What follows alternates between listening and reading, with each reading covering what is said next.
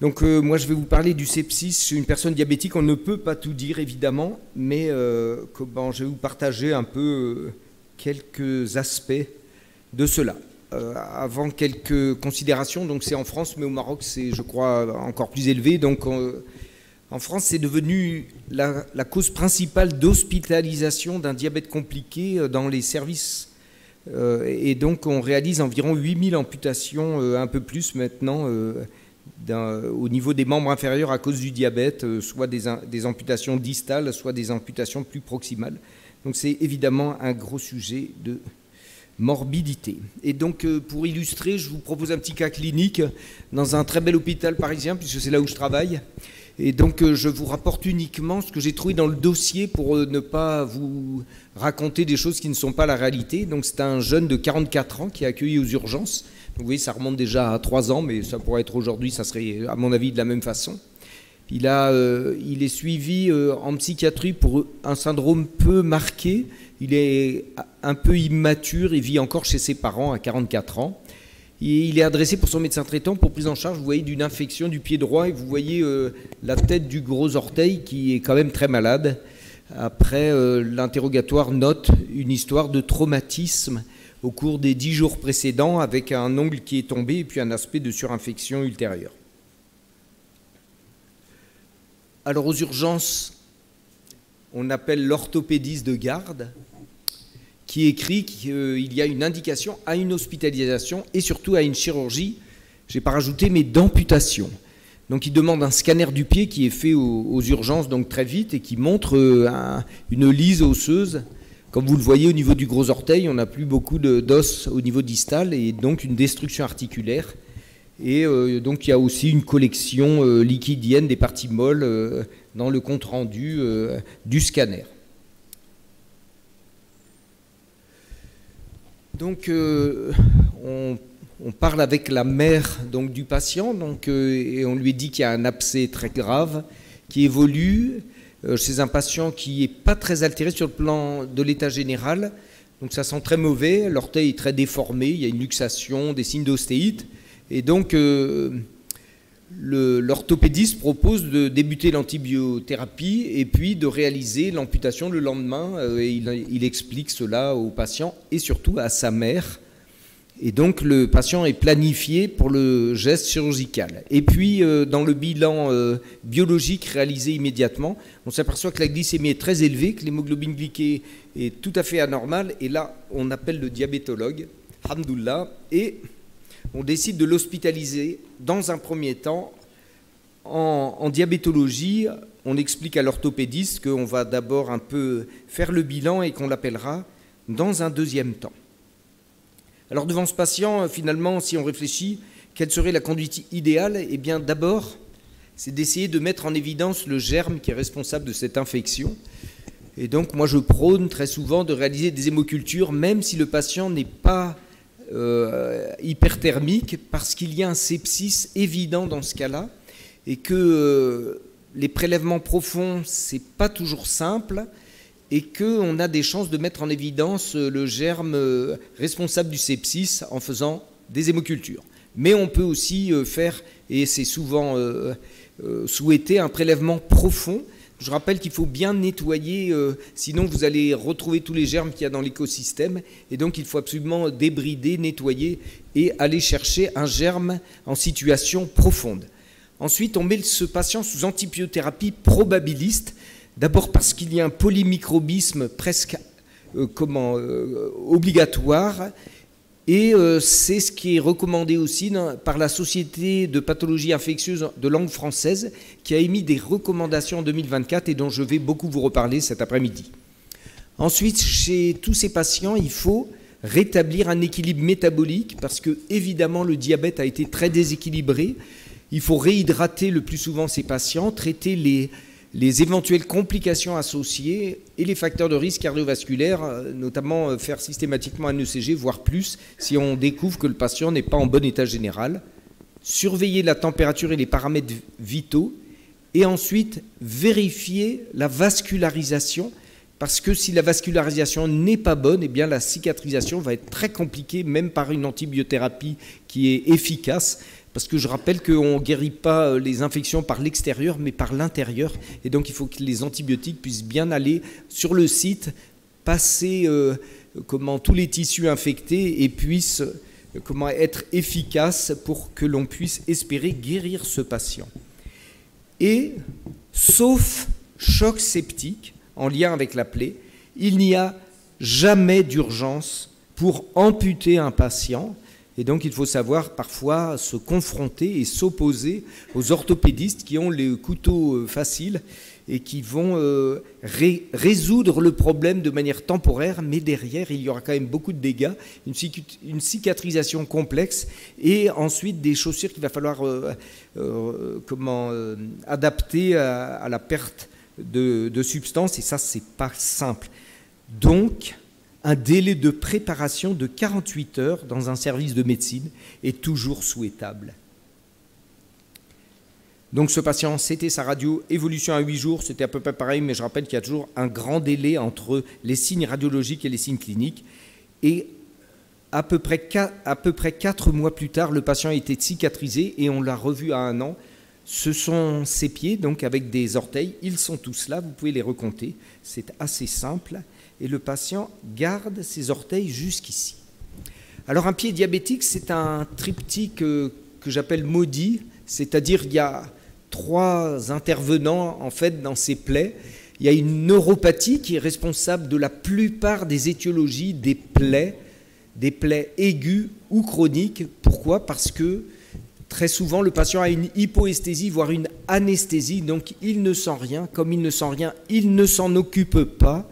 Et comme il ne s'en occupe pas, eh bien en fait, souvent, il arrive aux urgences parce que soit ça sent mauvais, soit parce qu'il a de la température et qu'il a simplement omis de regarder ses pieds qui sont souvent dans un état catastrophique.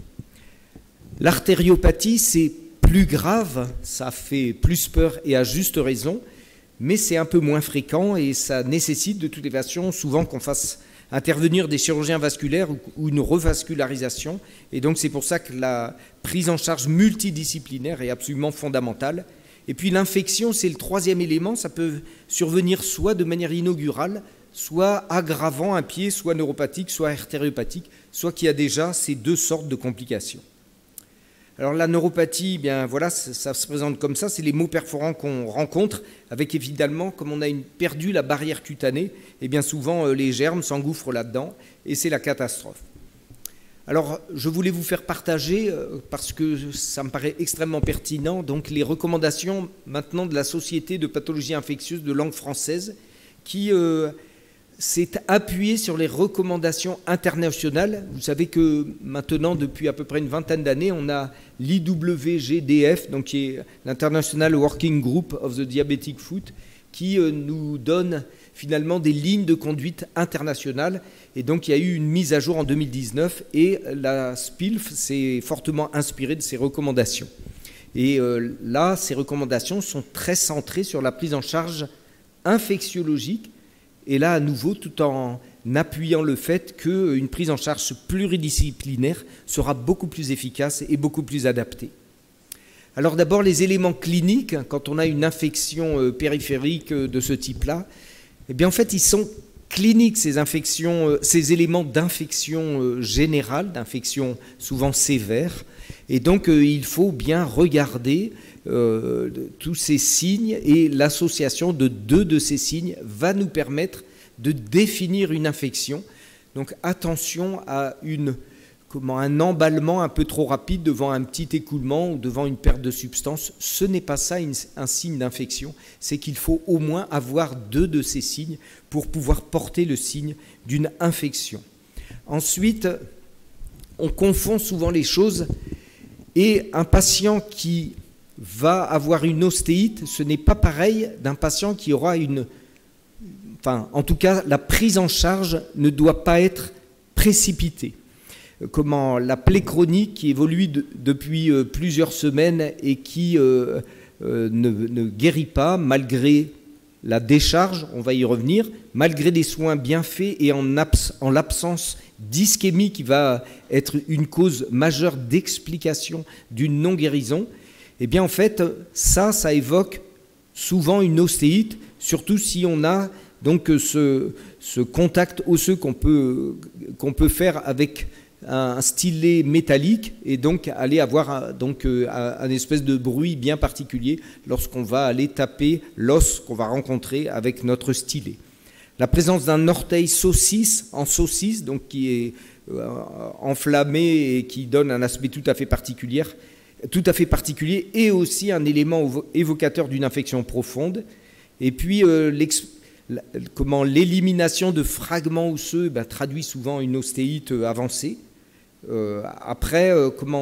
Devant ces signes d'atteinte chronique, en fait, il n'y a pas beaucoup de marqueurs pathologiques infectieux biologiques, comme la CRP, l'AVS ou la procalcitonine, qui vont beaucoup nous aider dans ce diagnostic.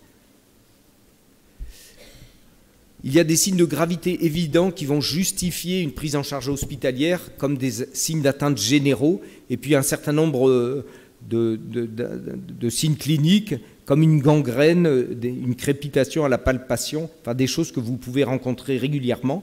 Un tableau septique inquiétant, évidemment, va aussi être un facteur pour prendre ces patients dans un environnement spécialisé où on pourra faire appel à des spécialistes d'organes différents. Et puis on peut avoir jusqu'à des chocs septiques très graves qui là peuvent justifier une prise en charge chirurgicale très importante. Donc on s'appuie souvent sur une classification, donc la classification internationale, qui va nous permettre en fait de classifier un peu, et cette classification va avoir un intérêt en fait dans l'antibiothérapie que l'on va décider pour la prise en charge initiale de ces patients. Pour les prélèvements, je voulais un petit peu en discuter avec vous et vous mettre en garde, car il ne faut faire de prélèvement que lorsqu'on a des signes cliniques patents d'infection, parce que si vous ne faites pas ça, vous avez souvent les germes de l'environnement, ce que vous trouvez dans vos chaussures, dans vos chaussettes, ou par terre, et donc ça n'a pas beaucoup d'intérêt. Ensuite, il faut faire ces prélèvements après un nettoyage soigneux. Alors, quand je suis retourné à Agadir la dernière fois, ils se sont un petit peu moqués de moi en disant « Oh, quand on est dans votre service, on passe son temps à laver les pieds avec de l'eau et du savon, à bien rincer. Nous, on ne fait pas beaucoup ça au Maroc. » Eh bien, pourtant, je pense que c'est fondamental parce qu'on réduit beaucoup l'importance des microbes locaux, et je suis absolument persuadé que c'est une partie importante qui mène à la guérison et à la réduction de ces germes qui vont des fois surinfecter la plaie. Et puis, si vous faites des prélèvements, il faut absolument que ceux-ci soient techniqués dans un temps assez rapide, qu'ils soient dans un mode de transport qui soit adapté, parce qu'autrement, en fait, vous allez avoir soit des réponses qui vont être souillées, soit de multiples germes, et ça ne va pas vous être très utile. Donc attention, faites uniquement des prélèvements si vous pensez que vous allez pouvoir rapidement avoir une réponse et que ça soit quelque chose de pertinent. Pourquoi ? Parce que je mets toujours cette diapositive, parce que je trouve que c'est hyper important. C'est qu'on ne peut pas avoir, par la microbiologie, une différenciation entre des germes qu'on va trouver par exemple dans l'environnement et des germes qui infectent vraiment la plaie. Donc on ne peut pas, par ces moyens-là, différencier un germe pathogène d'un germe qui n'est pas responsable de la pathogénie. Alors, donc, on recommande de prélever uniquement en présence de signes cliniques évocateurs. Comme j'ai dit 3 fois, je pense que vous avez bien compris. Il faut bien débrider avant tout prélèvement, il faut bien nettoyer, il faut aller essayer d'avoir un prélèvement le plus profond possible. Donc lorsqu'on a un épanchement, bien c'est très bien. Lorsqu'on a une ostéite, éventuellement aller aussi récupérer un petit fragment d'os, ou lorsqu'on a un fragment osseux, bien récupérer ça, parce que c'est de l'or, comme je dis souvent, et ça, on va donner ça au bactériologue, pas à l'anapathe, au bactériologue d'abord, qui va nous permettre de faire l'identification du germe qui est responsable de l'atteinte et de l'infection. Alors, l'antibiothérapie, premièrement, aucun intérêt d'utiliser un traitement antibiotique local, ni en préventif, ni en curatif, et là, toutes les sociétés savantes sont d'accord. Il faut débuter par une antibiothérapie probabiliste dès que vous avez un diagnostic d'infection des tissus mous, quelle que soit la gravité. Et enfin, il n'est pas recommandé de partir sur une antibiothérapie probabiliste lorsque vous avez une ostéite, on va dire refroidie ou chronique, parce qu'il vaut bien mieux avoir là, à ce moment-là, un diagnostic de germe. Donc il faut aller faire une biopsie. En général, vous êtes dans une situation, il n'y a pas d'urgence, et si vous ne prenez pas soin d'aller plutôt faire une recherche microbiologique, eh bien, les choses vont encore se pérenniser, durer anormalement, et vous allez perdre une efficacité et une vraie chance pour le patient de guérir. Alors, aujourd'hui, vers quoi on s'oriente? Alors, ce sont des données françaises, mais je pense qu'elles sont assez aussi le cas dans beaucoup d'autres pays, mais ça dépend un peu de l'écologie aussi, des infections, un peu dans chaque région. Donc aujourd'hui, en France en tout cas, on recommande essentiellement d'être actif sur le staphylocoque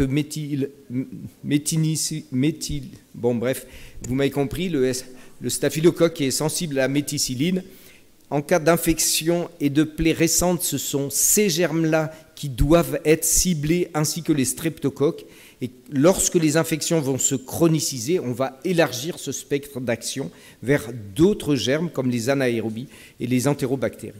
On n'utilise pas dans les formes graves une antibiothérapie, dans les formes non graves, une antibiothérapie qui est centrée sur le pyocyannique, les staphylocoques multirésistants ou les entérocoques. Je parle des formes non graves.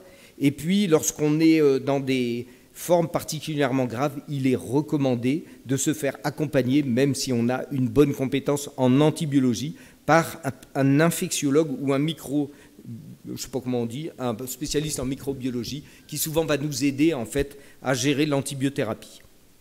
Alors, je vous donne des propositions qui sont celles un peu que l'on a aujourd'hui par la SPILF, mais encore une fois, ce ne sont que des propositions. Donc, dans les plaies récentes avec une infection qui est relativement modérée, mais quand même suffisamment grave, eh bien, c'est plutôt des céphalosporines ciblées sur le staphylocoque, comme le kéforal ou de la dalacine, qui est assez facile à utiliser en première intention. On peut aussi utiliser de la piostacine ou du zivoxide en cas d'infection récente à SARM ou de colonisation connue avec un staphylocoque résistant. Et il n'est plus recommandé d'utiliser l'équinolone du fait du nombre d'infections, de résistance, de la stimulation des résistances de ces infections, du Bactrim ou des cyclines.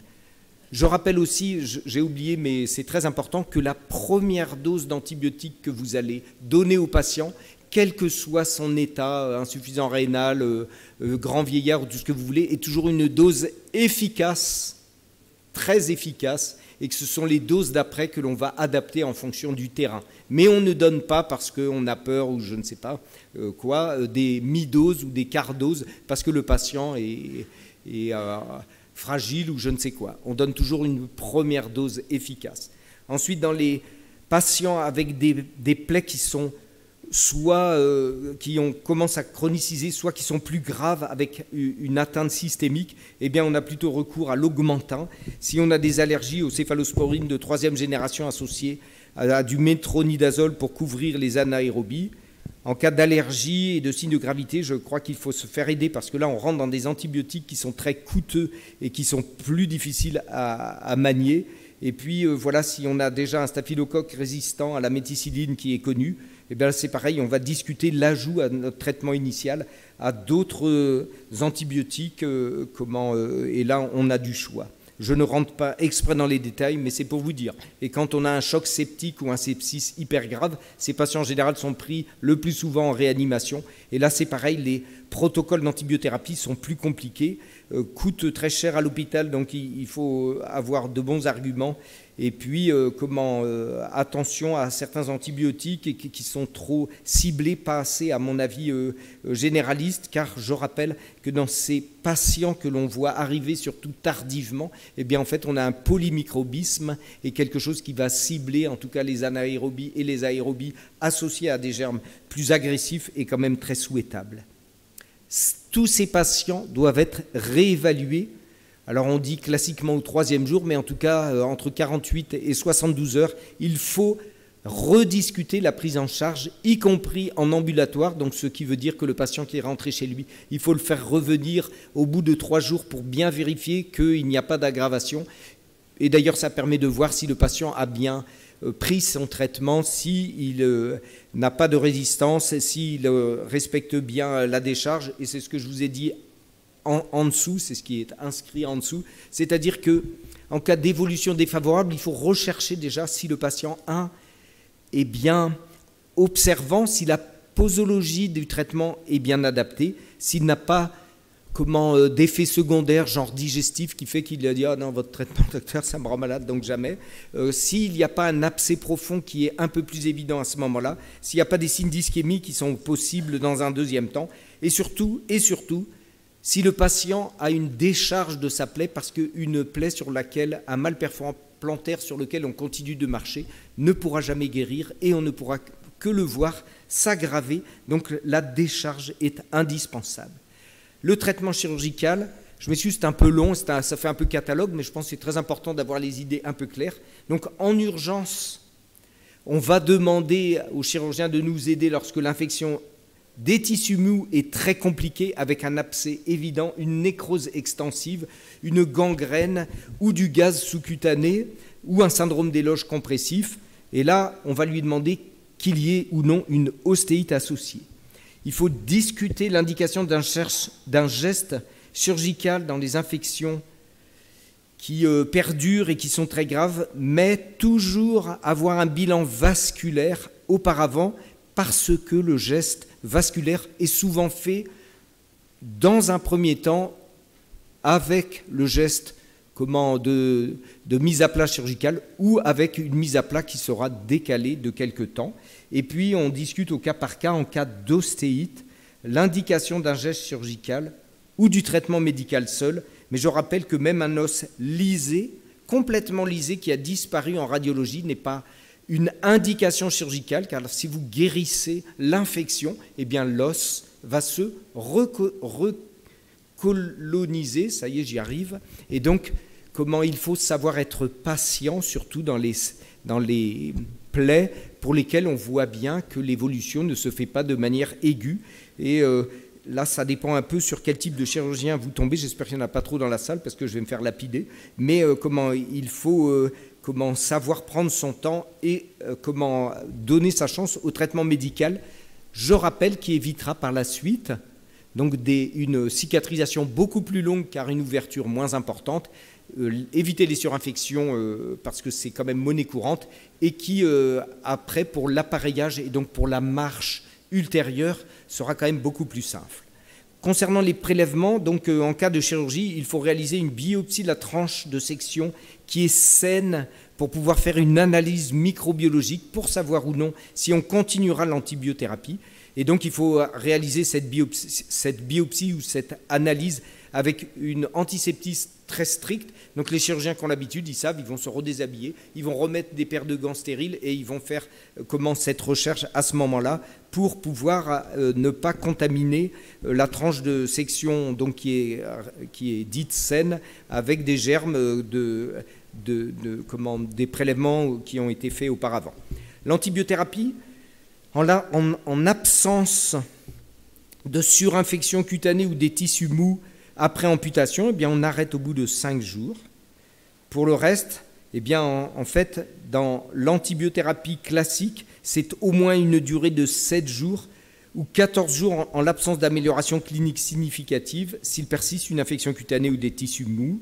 Et puis, dans un certain nombre de cas, eh bien, on va continuer cette antibiothérapie environ 3 semaines, notamment en post-opératoire, si la culture de la biopsie péropératoire est positive. Hop. Donc ça, c'est pour vous montrer les durées de l'antibiothérapie qui sont préconisées, d'accord, donc avec des adaptations.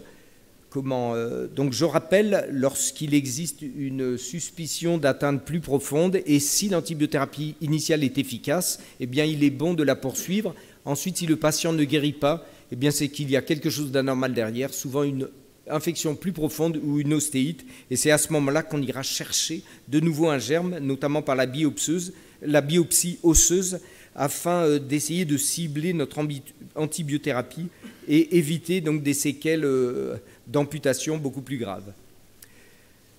Donc il est recommandé, mais je dirais fondamental, de suivre ces patients. Le suivi clinique est très important lorsqu'il existe une infection périphérique d'un membre chez un diabétique, en surveillant l'aspect local jusqu'à la cicatrisation complète de la plaie. Et j'ai trouvé, c'était dans les recommandations, c'est pas forcément ce que je fais, et pendant les 2 mois qui suivent la cicatrisation, nous on aime bien les reconvoquer au moins une fois pour voir comment c'est, et pour être sûr que le chaussage notamment est bien fait, que le patient porte ses chaussures soit faites sur mesure, soit avec des semelles s'il y a besoin, et pour éviter la récidive. Et enfin, pas d'examen nécessaire si le patient va bien en termes de surveillance biologique ou radiologique ou d'imagerie. Voilà, ça c'est les principaux méthodes de décharge. Alors ça c'est pour vous montrer des choses qui sont très connues et des choses un peu plus sophistiquées. Après, si vous avez quelqu'un d'assez bricoleur dans votre équipe, notamment dans les équipes hospitalières, ça permet d'aider à faire une décharge parfaitement adaptée aux patients. Et je mets en garde souvent avec des pharmaciens, contre des pharmaciens peu scrupuleux qui donnent les moyens de décharge qu'ils ont dans la pharmacie et pas forcément celui qui va bien correspondre aux patients. Mais là aussi, je ne vais pas me faire que des amis, mais c'est la réalité, c'est du vécu. Donc la décharge, il faut, quand le patient a une plaie, absolument limiter la marche. Donc le patient va vous dire « Oui, mais on m'a dit que j'avais le diabète, que je devais marcher. » Oui, mais quand on a 2 pieds qui sont bien fonctionnels, et pas quand on a une plaie. Donc quand on a une plaie, on arrête le plus possible de marcher et d'aggraver sa plaie. Il faut porter ses chaussures de décharge tout le temps, même, enfin pas quand on se couche, mais si on se lève au milieu de la nuit, on remet ses chaussures de décharge pour ne pas appuyer sur sa plaie, parce qu'autrement on va ralentir la cicatrisation. Et il faut vérifier l'observance de cette décharge, et comme le dit Georges Havane, avec qui j'ai la chance de travailler maintenant à Saint-Joseph, eh bien cette décharge est souvent proportionnelle à la motivation du prescripteur. Donc c'est souvent le docteur qui n'a pas forcément bien expliqué aux patients l'importance d'assurer cette décharge. Et donc c'est très important parce que, évidemment, que ce sont des patients qui ont plein de misère, qui sont souvent avec un isolement social, des conditions d'hygiène qui ne sont pas bonnes, etc. Mais si vous lui dites, c'est pas grave, comment déjà, prenez des antibiotiques et vous allez guérir, c'est archi faux. Donc il faut tout mettre dans le bon sens pour arriver à guérir nos patients, car la mauvaise observance est la principale cause de retard, de cicatrisation, d'aggravation, d'infection et souvent d'amputation, car les plaies sont indolores le plus souvent chez les patients qui ont des polyneuropathies symétriques de type diabétique. Voilà, ça c'est aussi des moyens de décharge qui sont un peu en fonction des pieds que l'on peut rencontrer, car on voit un peu de tout et donc il faut avoir des aides avec des gens qui sont à la fois assez bricoleurs et à la fois qui connaissent bien pour pouvoir assurer une décharge parfaite de ces plaies qui sont situées à des endroits qui sont bien entendu très compliqués. Je vous remercie pour votre attention.